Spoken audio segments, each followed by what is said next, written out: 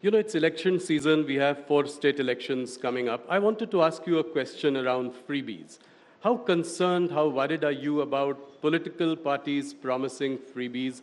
The Prime Minister was the one who really took this up, spoke against the Revdi culture in a big way. But now I see that some of your governments are doing exactly the same thing. In Madhya Pradesh, we had Ladli Bahna. Now we have Subhadra that is being announced tomorrow in Odisha. Then again in Maharashtra. How dangerous is this trend, and what is your message of fiscal prudence to the states? Look, let me be clear. I've been saying this much before the debate on the Lok Sabha issues. Manifesto-related issues came up.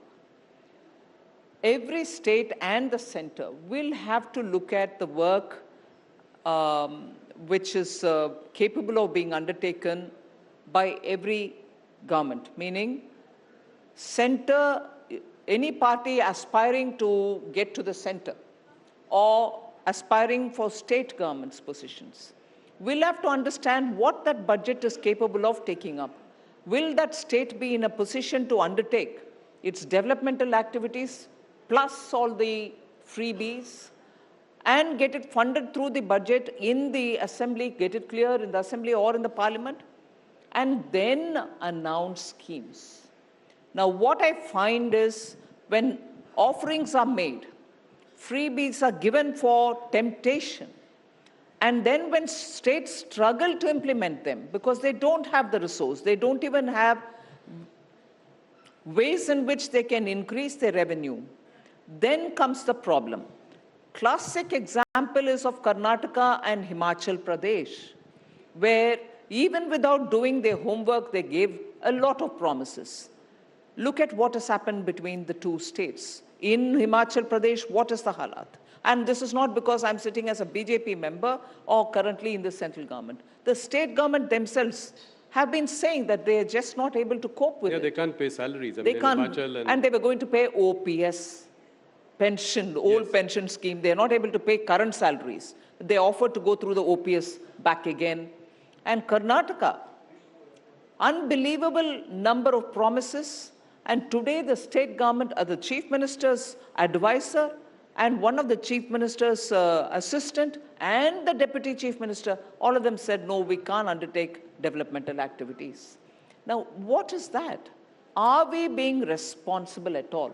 Eventually, as a government, you're responsible to run the states, and every one of them, both Himachal Pradesh and Karnataka, are raising revenues. Whereas the Congress president would look at the prime minister and say, global prices, petroleum, crude prices are coming down. Will you not bring the petroleum prices down? In your state, you increased it only a few months ago, even 1 month ago. So, constantly blaming, and this is the another narrative setting business. They'll go on asking questions, whereas what they perform is contrary to it. But a narrative, Modi ji, aapne ye nahi kiya, wo nahi kiya, so everybody joins the bandwagon. Do your homework before you join the bandwagon. Ask them the questions. A state which was doing well, Karnataka, is now gone back. A state which used to be the haven of tourism, Himachal, is unable to pay its own staff. How can you prevent this? Is there some way to, today what is happening to Karnataka and Himachal could well happen to the BJP-ruled states as well. One trying to outdo the other in announcing sort of freebies. So is there any other solution to it? Could the EC intervene? Is there some kind of something that the judiciary could do?